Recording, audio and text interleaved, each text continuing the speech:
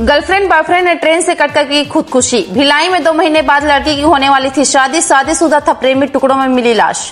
छत्तीसगढ़ के दुर्ग जिले के भिलाई में एक प्रेमी जोड़े ने ट्रेन के आगे कूदकर खुदकुशी कर ली। सुपेला अंडरब्रिज के पास रेलवे ट्रैक पर टुकड़ों में मिली लाश। बताया जा रहा है कि घर में क्रिसमस की पार्टी थी, लेकिन सुबह युवती की मौत की खबर मिली। मामला सुपेला थाना क्षेत्र का है।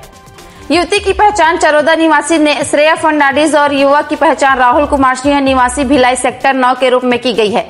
लड़की की 2 महीने बाद शादी होने वाली थी। सुपेला में मोबाइल शॉप में काम करती थी श्रेया।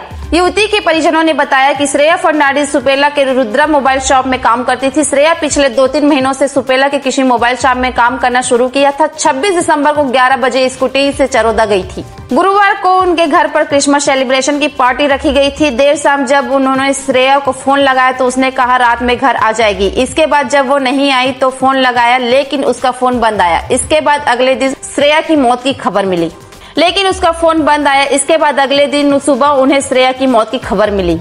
श्रेया की पसंद के लड़के से ही शादी तय। श्रेया की परिजनों ने पुलिस को बताया कि उन लोगों ने श्रेया की शादी तय कर दी थी। 2 महीने बाद उसकी शादी होने वाली थी। परिजनों ने श्रेया की पसंद के ही लड़के से शादी तय की थी। इसके बाद भी उसने ऐसा क्यों किया, किसी को पता नहीं।